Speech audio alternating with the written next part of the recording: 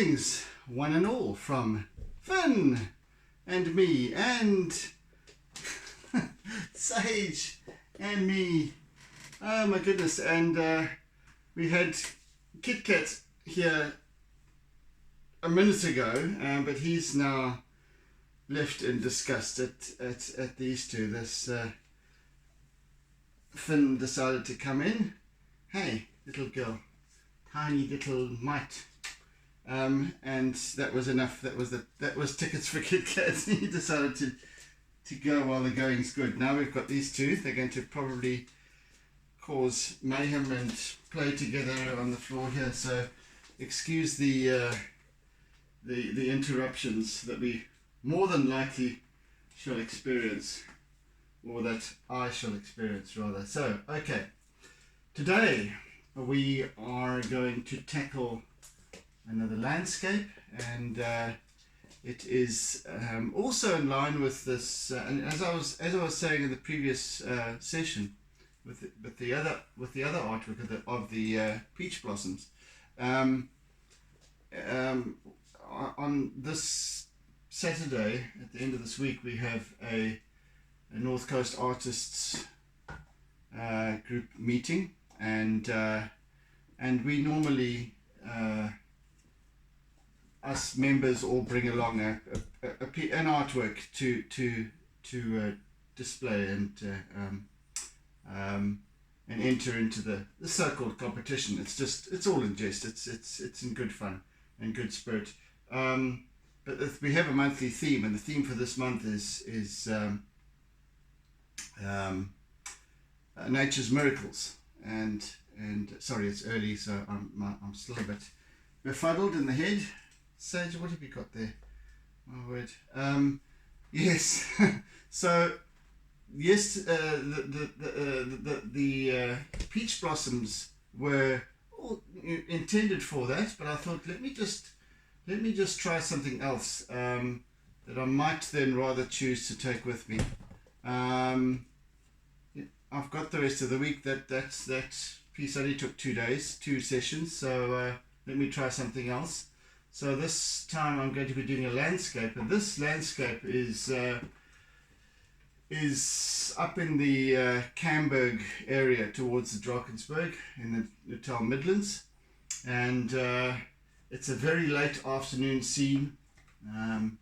Came across this meadow and this open field with a beautiful rocky outcrop, these wonderful big boulders at the top of the rise, looking towards Kamberg in the distance, and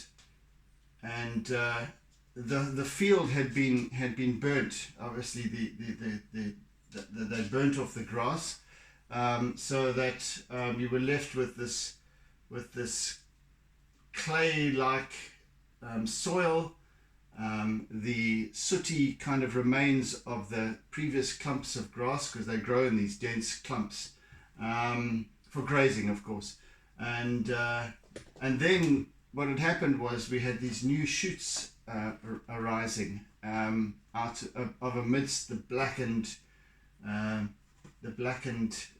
grass and the red soil.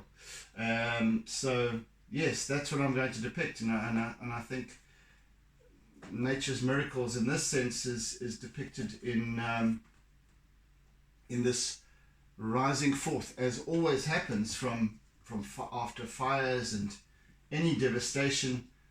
The nature seems to rejuvenate abundantly as a result, and of course it's meant to be. So okay, let's give it a go. Let's give it a go. So I'm going to set my. There's no specific straight horizon line here, so I'm just going to wing it. If I can get this bloody thing to work.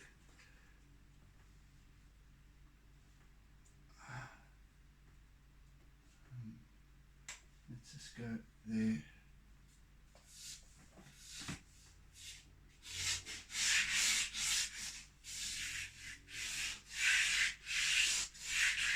gentle slope. Gentle. Oh. Right. That happening. And a more or less straight line here. Horizontal rather.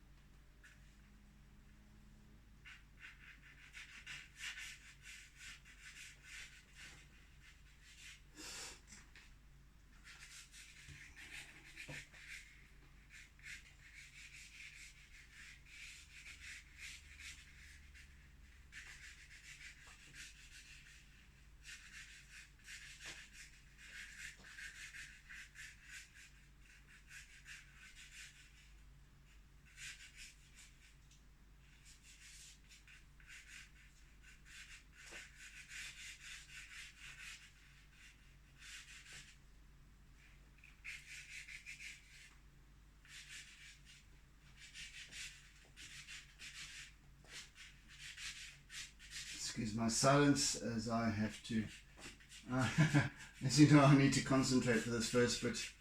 I can't talk much.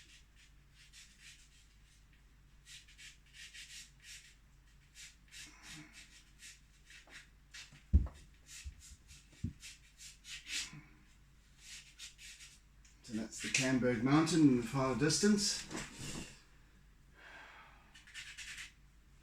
And then we've got a line of trees here as well. Sage, for goodness sake, you're knocking around in the back there. Where is she actually? What are you doing? God, she's right behind.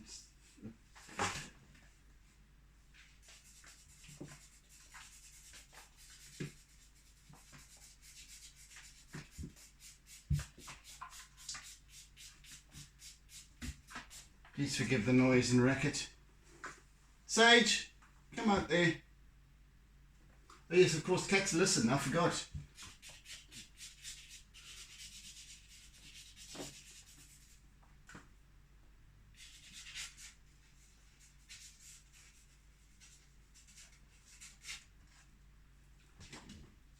Right, so not a particularly busy scene.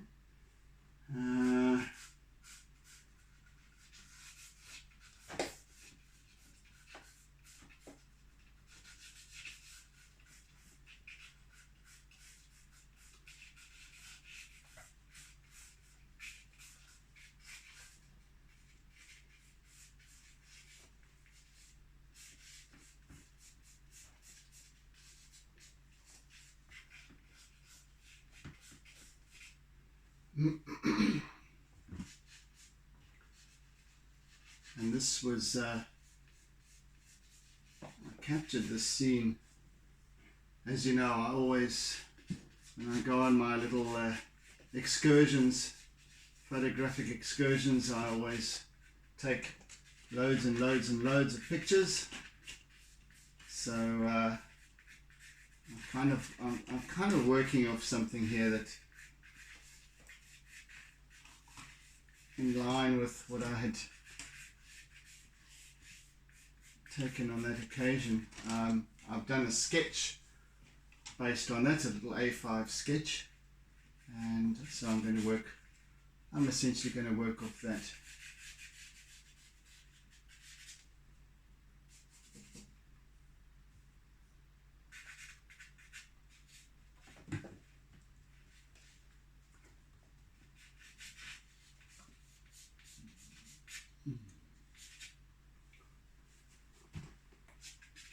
Right, so there's my rocky outcrop, and I'm just going to, these are now really contrast, there's a lot of contrast with them on their east facing edges as the sun nears the horizon in the west, casting this wonderful glow on these rocks, on this rocky outcrop, and much fainter in the distance on the western slopes of the Kamberg mountain.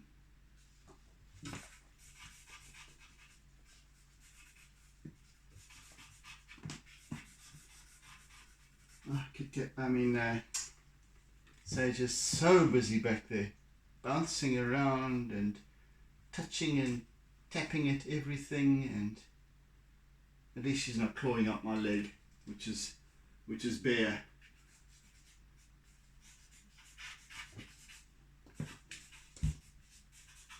So the main focus of this piece obviously will be in keeping with the theme, Nature's Miracles, which will be these little, amidst all of this blackened soil and blackened earth in the foreground, we're going to have these little bright green shoots coming up, and just catching the light.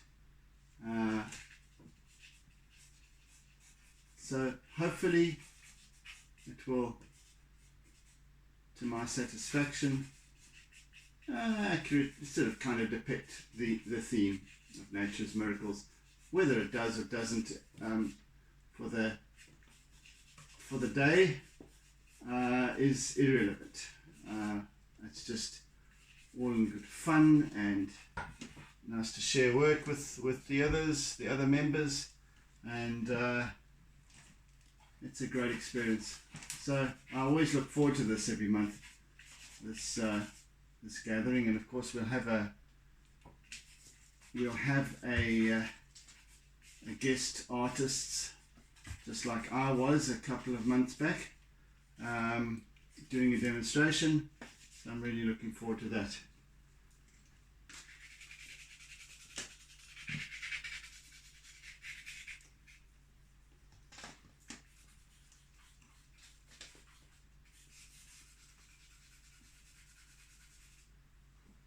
Right, so these lovely boulders, they really are almost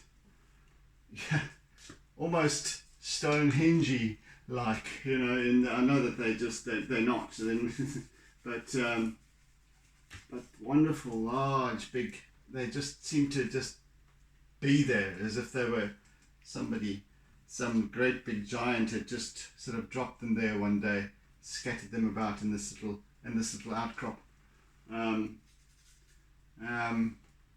each one of these rocks is at least as tall as I am. Some are even larger, but so it's way up on the top of the rise over there, and then we've got Kamberg Mountain. Oh, must be probably 10 kilometers distant, I would say. I must actually check on that. I meant to. Meantime, I'm going to just start working with this. So I'm just working in my charcoal for now, and just to get the composition going, and to get the contrast predominantly of this. So, as you might imagine, in farmlands,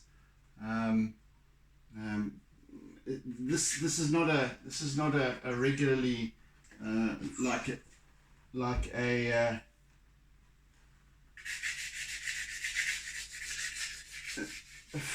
lawn that's tended to and what have you. So you've got these very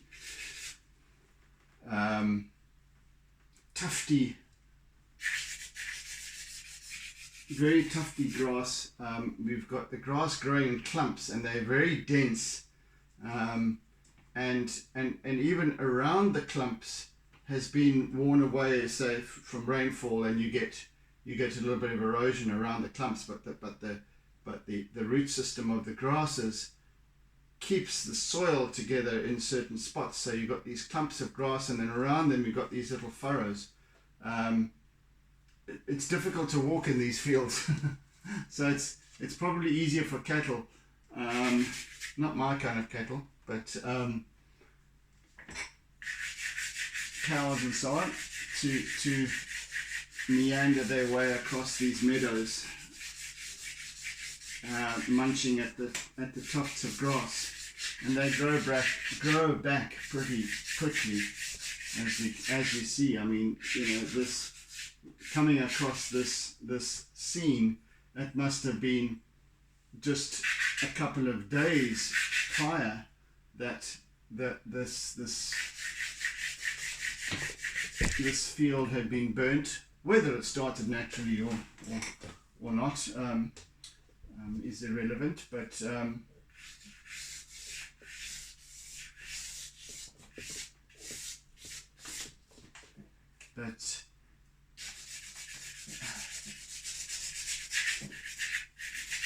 you got these tufts of grass, and of course the contrast is accentuated obviously by the soot and the blackened stumps of grass, clumps of grass, but also by the setting sun. So you've got lots of cast shadow and so on. And this thing is irritating me now. It is obviously reaching a knot or something like that. It refuses to work.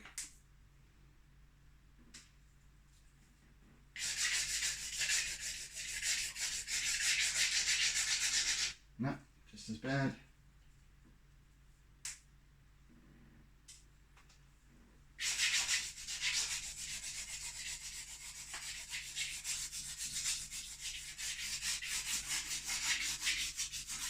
So it's going to look very scratchy for the time being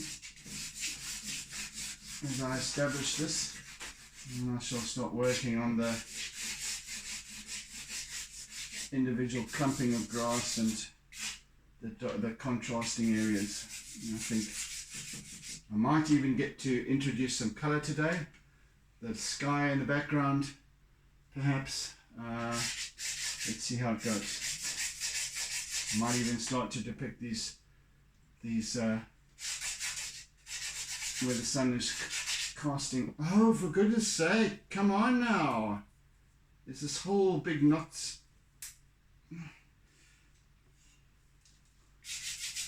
Better.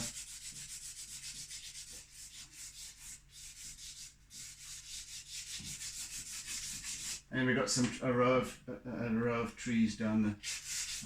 I guess pine trees, maybe eucalyptus, I don't know. But they're very much in silhouette, very dark against the more western side of this view area.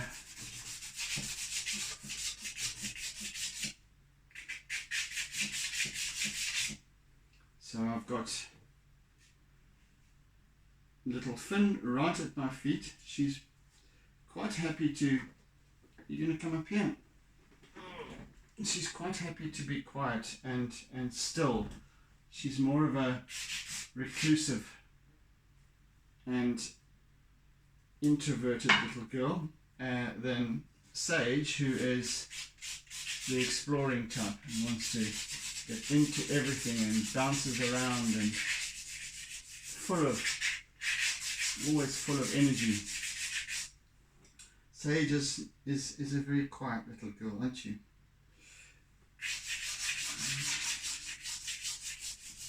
So she'll probably come and want to sit on my shoulder or something. She'll probably clamber her way up. Careful now. But what do you want to do? Do you want to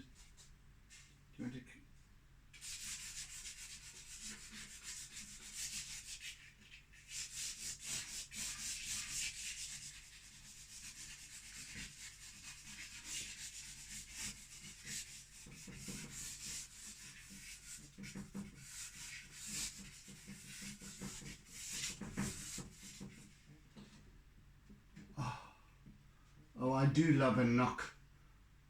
God, why this thing rattles and...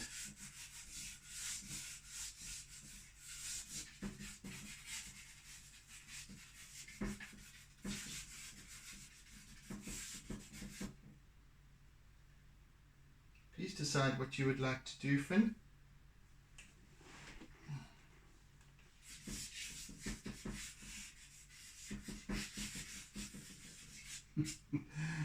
Sage is racing up and down the passage outside. She just does her thing until she's completely worn out, and then the switch is flicked and she's out like a light.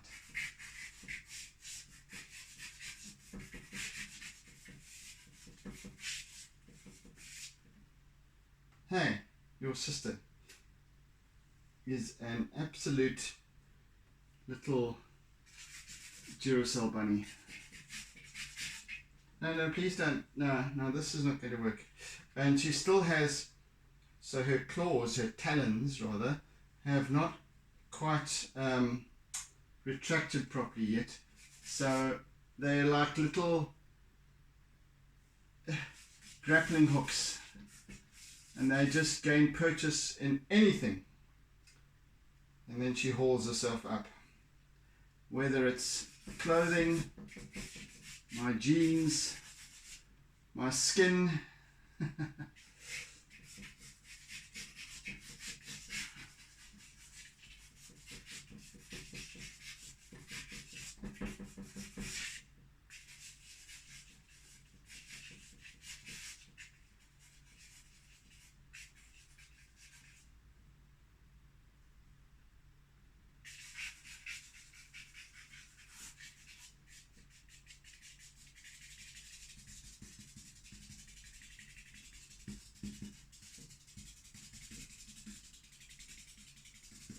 So it's sort of just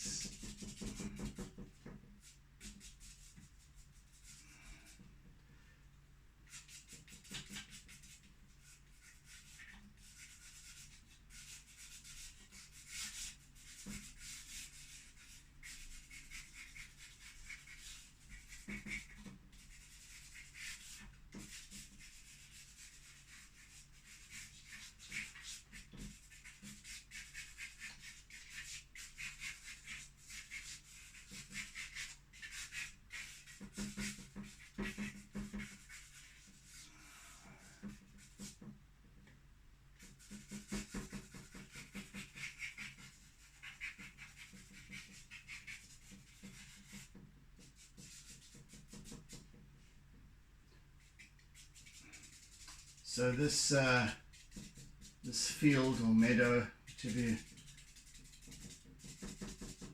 whatever you want to call it, is maybe that will help the knock. Is not only blackened by fire, but also is the darkness, the contrast is brought about by the fading light, the setting sun.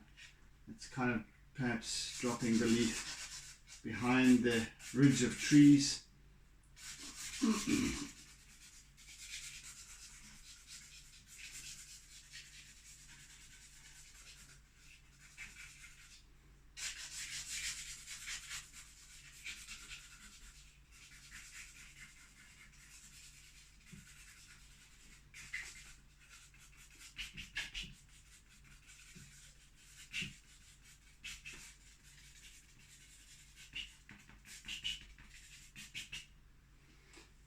You know, when you look at these fields sometimes, and you know, in driving past in the car or wherever, look at these rolling hills, and they look so gentle and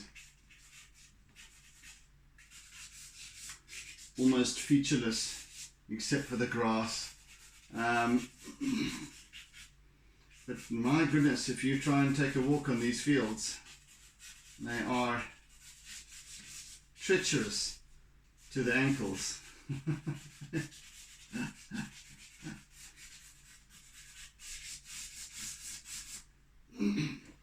They are so knobbled.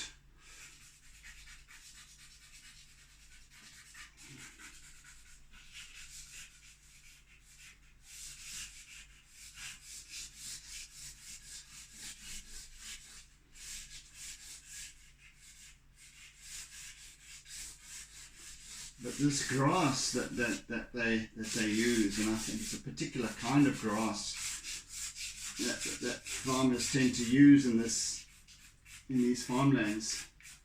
And I would imagine that this grass is not indigenous, but it is particularly lush. And even in winter, when it's gone brown, and then they obviously gather it up for hay. But even in winter, it tends to be very, like, it's still lush and soft to sit on. You can remember once when I was doing an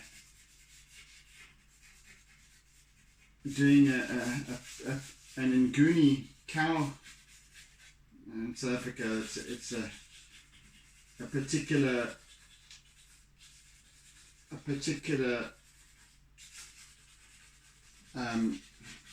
type of cattle, breed of cattle, I should say.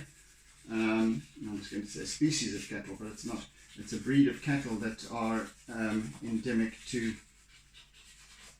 South Africa, called Nguni. Anyway, and I was on this little excursion to take pictures of Nguni cattle, and there was this wonderful meadow that was this yellowy, pale yellow. Obviously, it was in sort of midwinter, and the grass had lost its green, but it was like a mattress, the whole. So that was the sounds. I think this is probably slightly different grass, but nevertheless, it's been burnt off, which I guess farmers do from time to time. Helps the regeneration of the grasses.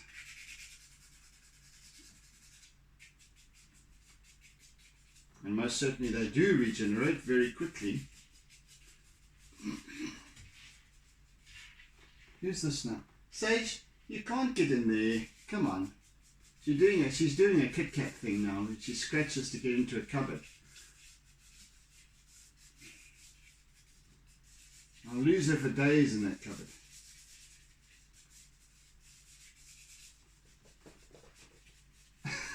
Now she goes again. On an absolute mission this morning is our little Sage.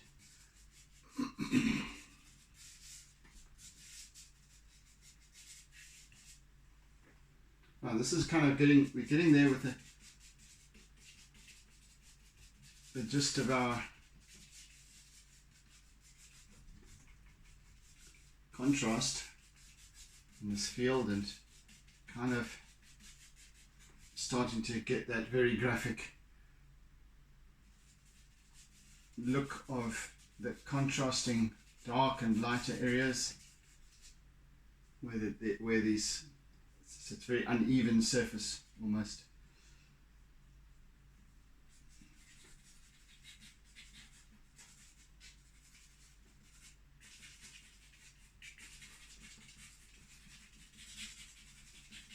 And of course I'll also employ the chalk pastel, at least the compressed charcoal, for some very, very dark contrasting spots.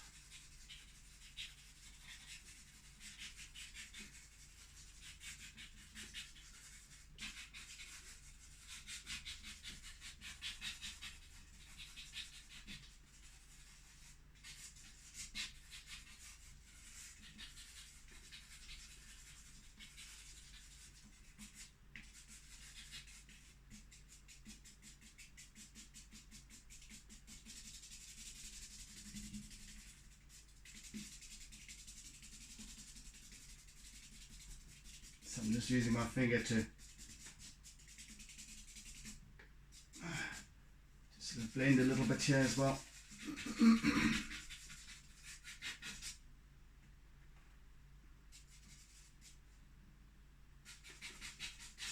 only start to add the grass tomorrow. Because what I might do, and this is not by any means a traditional way of working, but what I might do is, just after I've worked this up to a certain point, I might just take it outside and put a layer of fixative, so that the so that I can work, so that the when I add the grassy yellows and greens, the bright greens, they won't blend so much with the charcoal, the black charcoal, and the earthy tones of the with pastel. So they won't blend so much, and therefore will be more vibrant. So I might try that. I shall see. But I can't do it in here, obviously for health reasons. I prefer to use the fixative outside. It's an aerosol.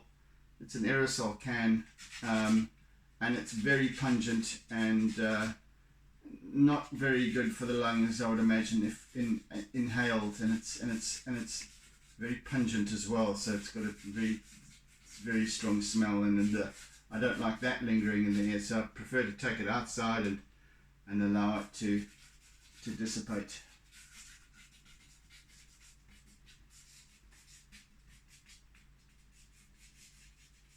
But it might be necessary. In fact, it would really enhance the colors of the piece, and give me a little bit more texture, because when it dries, it's got a resin content, I think, that bonds pastel and charcoal, and fixes it, of course, to the paper.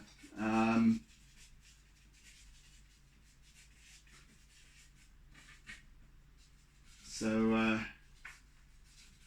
that then gives me a lovely surface to work on and add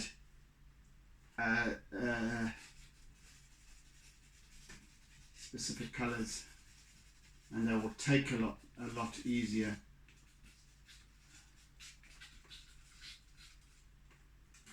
Oh, you see, Sage, you don't do that, man. Goodness me. Now she's decided now it's time to come and bug Guy and his artwork. Okay, no, maybe not. We'll charge out again. Saved. And little Finn just wants to sit by me. Hey, little Finnykins. Finicky Ninny.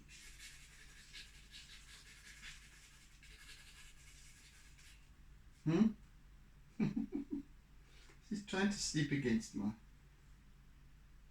Hey, you want to settle down somewhere?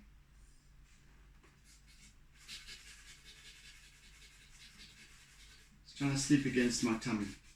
Sitting up.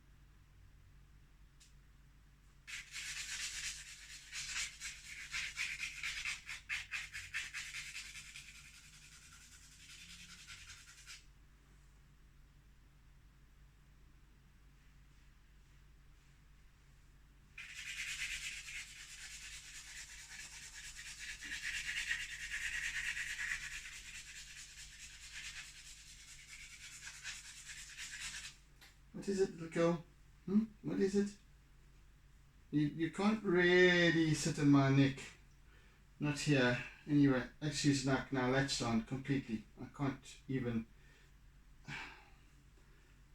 Talons are just sunk into my shirt, and yeah, just a little limpet. Gonna have to settle for that for now.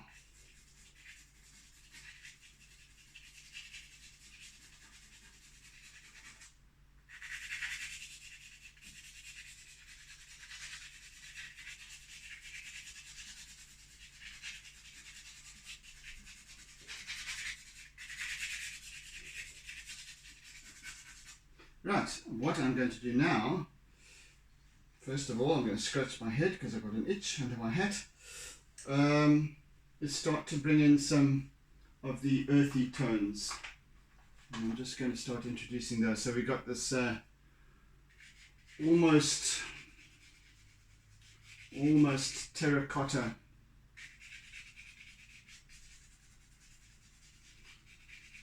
orangey, yellowy, reddish soil.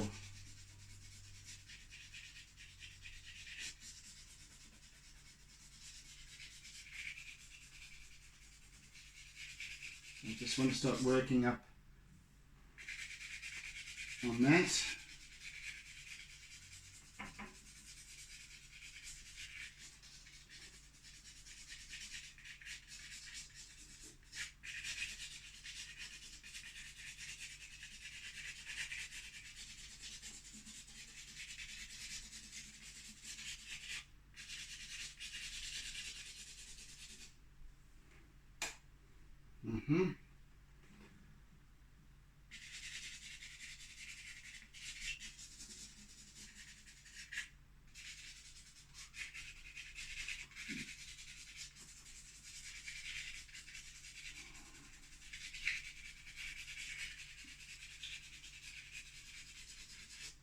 And as, if recollection serves me,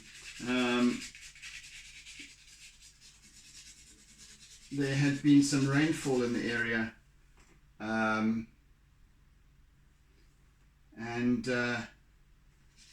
so that's why this grass has begun to shoot up so rapidly.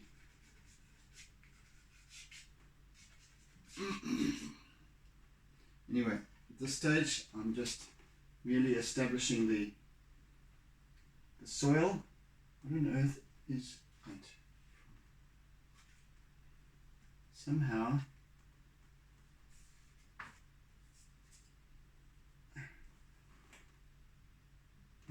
okay. I just realized that a wood borer has got into, is it one of the charcoal pieces or something? There's a little, where their excrement is these tiny little grains, sandy looking grains. And I just see a little pile there, but I don't know where they're from, what they got into. I can only imagine they've got into, it's in my, my tray here that I keep pastels and charcoal and all sorts of stuff in. I can only imagine they've got into the one of the pieces of charcoal where they, no idea.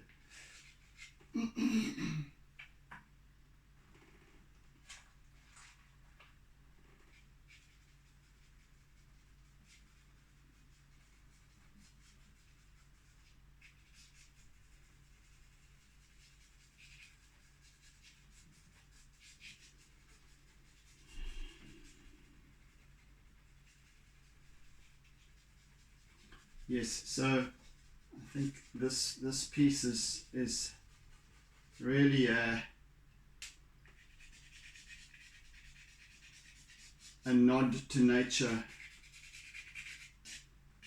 in its resilience, its capacity for rejuvenation, for bouncing back.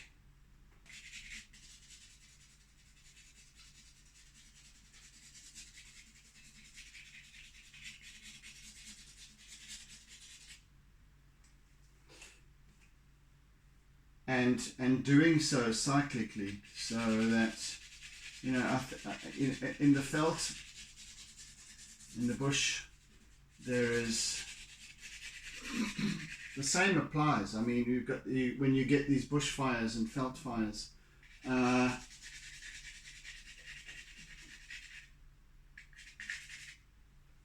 they happen naturally, and they happen for a very good reason, and we see them as devastation and all of this kind of thing, but they need to happen, and they wash over the bushlands, forest areas and what have you, and they might burn of course in some cases they're much more intense and what have you, and they will consume whole trees, but for the most part they and of course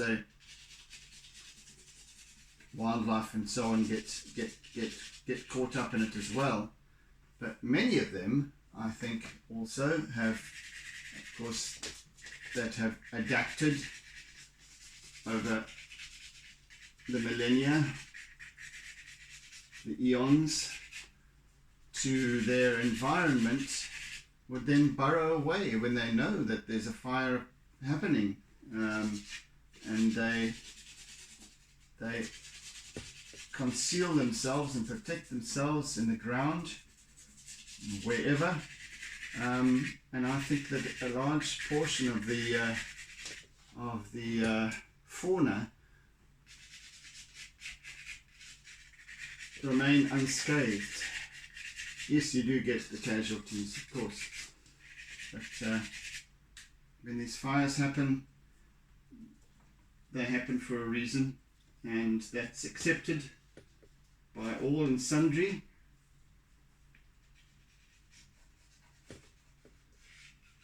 And so they come through, and when it's burnt off all the rubbish and all the excess, what's left is what looks like this sort of scorched earth, but it's really not. So trees will begin to rejuvenate, and they will send sprouts up in this you know, you'll get the grasses and the shrubs, and all of these things will rejuvenate very quickly.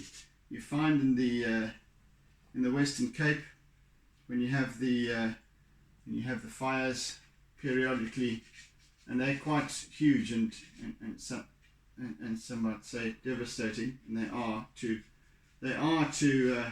humanity. I laugh, but it's not a laughing matter really, but it's only because we're not really meant to be here. but it's actually not, because in the Western Cape you have the fynbos, which is a very which is a species of plant that is indigenous to the Western Cape, the protea being one of them, of course, our national flower. And those, even though they might be completely devastated by fire, they within a day or so they're back sprouting again, and you find new growth and what have you. So the land continuously revives itself. Just going to start hinting at some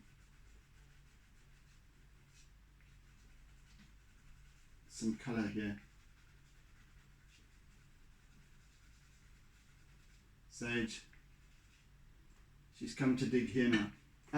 Sage, stop buggering around there. Jeez, like, you start tipping things over. And the other day there was a jar of water on this table, and I think she tipped it over. Either her or Kit Kat. Unbeknownst to me.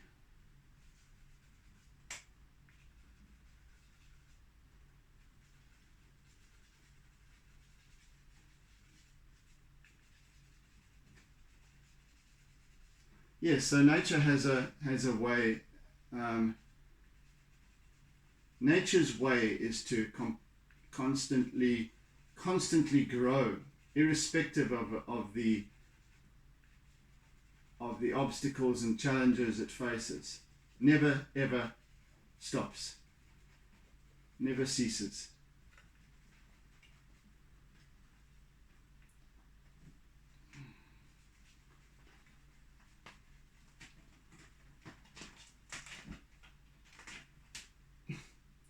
My word. What are you doing now? Hey? Goodness me.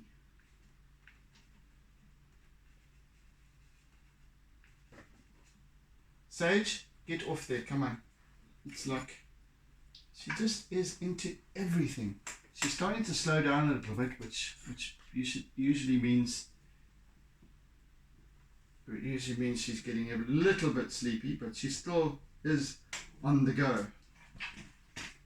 Sage, I asked you not. She just never stops. Get off there. Get off there. Goodness me. So in this constant desire for recreation, recommitting, there are of course lessons for us as well. And I guess the lesson, she does not want to give up. And I guess the lesson is that we shouldn't give up either. We should always be striving for just keep on keeping on. That's my kind of motto, irrespective of the challenges.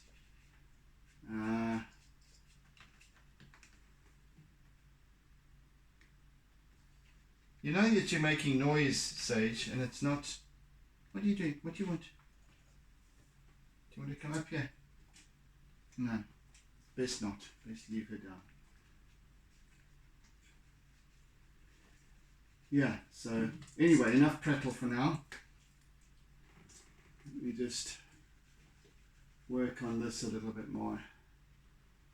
Okay, let's perhaps look at some working in the distance there on that mountain, and let's use a little bit of, where's my charcoal stick on? Right.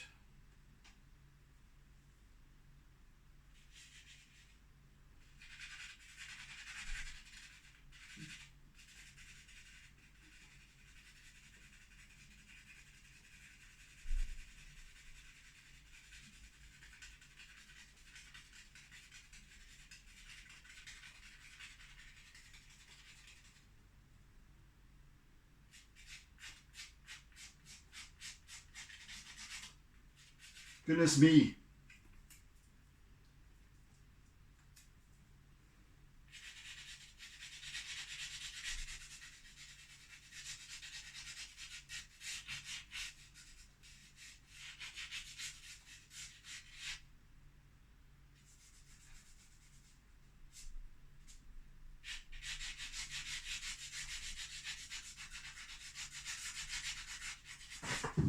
Oh, bye. Oopsie. I think that was intentional. I didn't realize it. Finn decided she wanted to join Sage for a bit.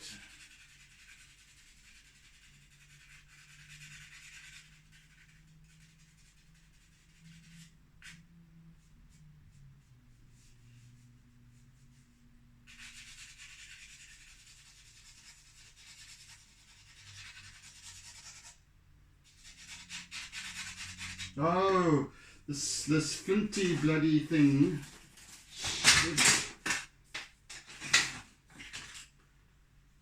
It irritates the living daylights out of me.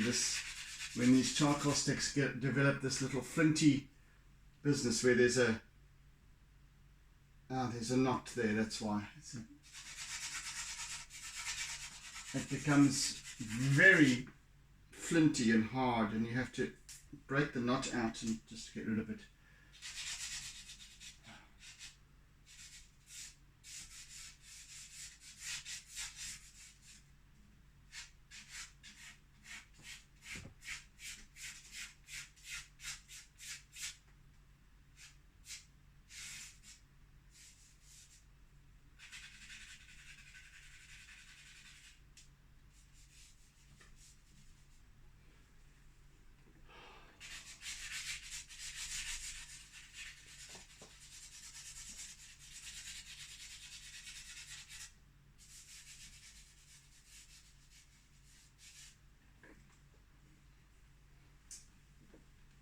Did you actually fall off, or did you go down intentionally? I don't know quite. Little thin, but anyway, there we go.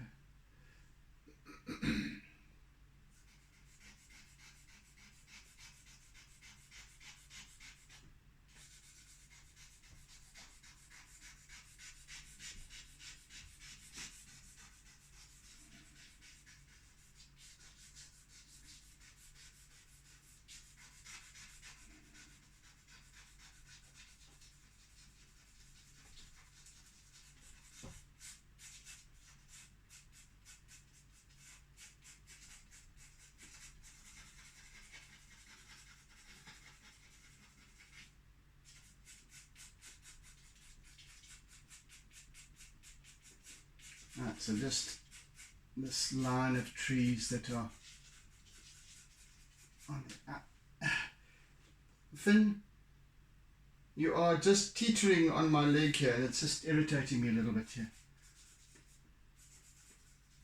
You're about to fall type of thing, or you're unsettled, you can't settle there, actually. Ah, there you go, you can.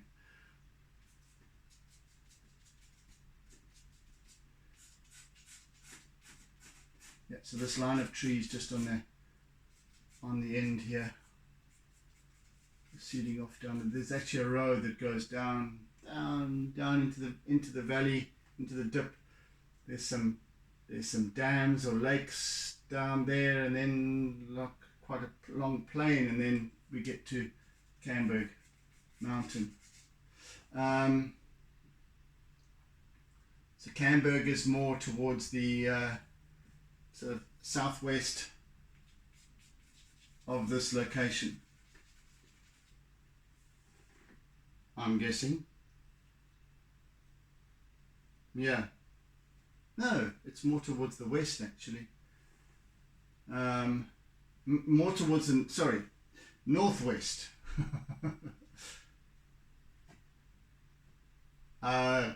Goodness, it's too early in the morning. I can't quite work this one out yet. North is over there. West is over there. It's kind of towards the northwest. Yes, okay, I'll give it that. North is over this side here.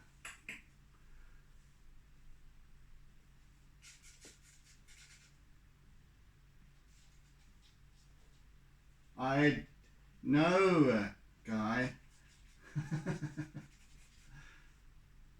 West is over there, over that side.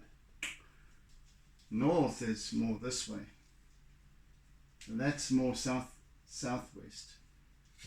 All right. I need to check it out on Google Earth to get my bearings.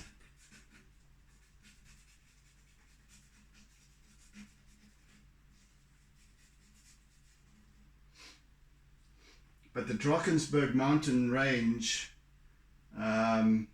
proper is quite some distance, probably 50 kilometers in that direction, looking towards Lesotho, and up this end we'd be able to see in the distance, over that way out of picture, we'd be able to see sort of towards Giant's Castle and the amphitheatre,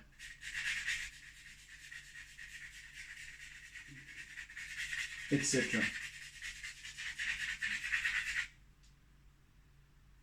5 minutes left, and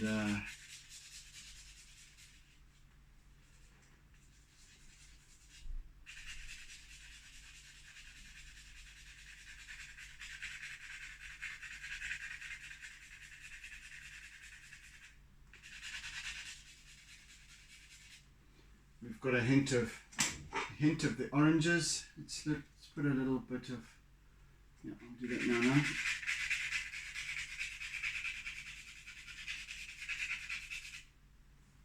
Come on, my little girl. Come on, you can't climb up now. Just have some patience.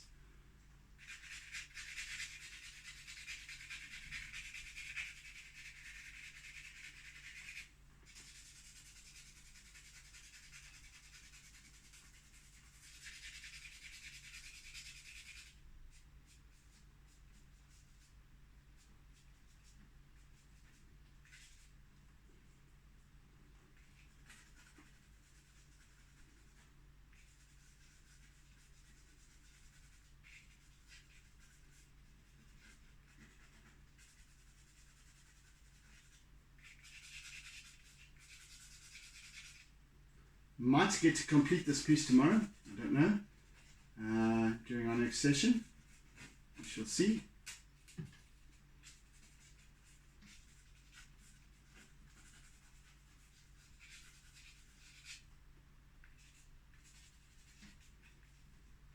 Oh goodness, she's just gains purchase on anything. Goodness me, you're gonna end up with, my shirts will be in tatters.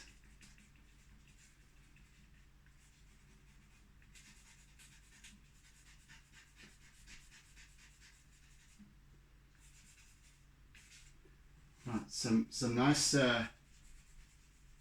compressed charcoal work will do wonders here during our next session. And as I said, hopefully we'll get to complete this piece tomorrow.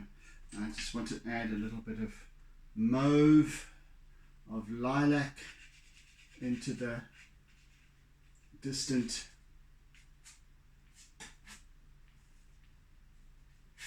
mountain.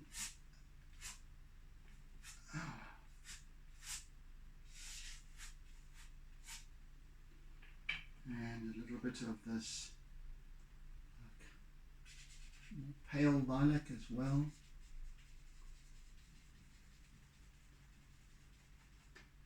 Just as it recedes into the yonder.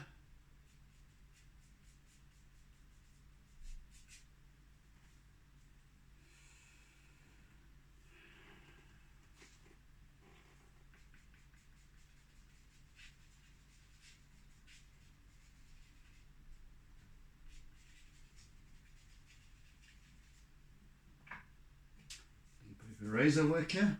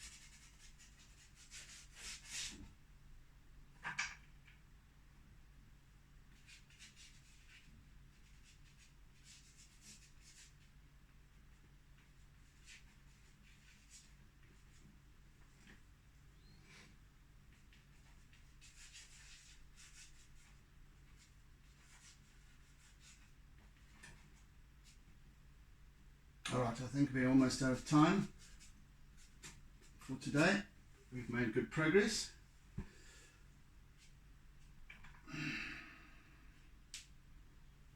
Very good progress actually.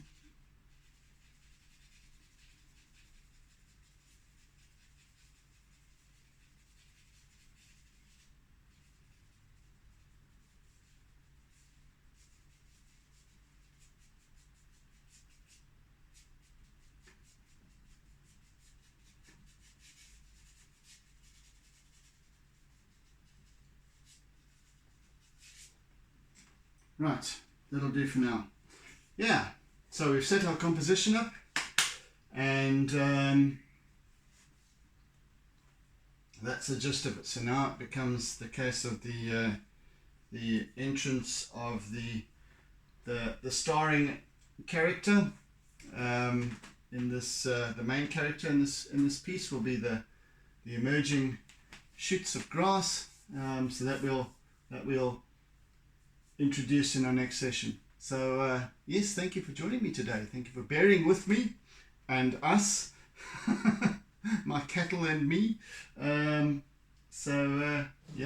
and thank you for supporting me always. Thank you for your comments, as always. And if you're new to this channel, please hit the subscribe button at the bottom and down below, and also the bell icon so that you get notifications of any further uploads. So yes, in the meantime, be good, be kind, be gentle, be caring, be loving, etc., etc. And I'll see you again next time. So meantime, oodles and oodles of toodles. And see you again soon, people. Have a fantastic day ahead, and catch you on the morrow. Bye then. Okay, do you mind if we can end now? Okay, thank you. Bye. Don't forget to doodle.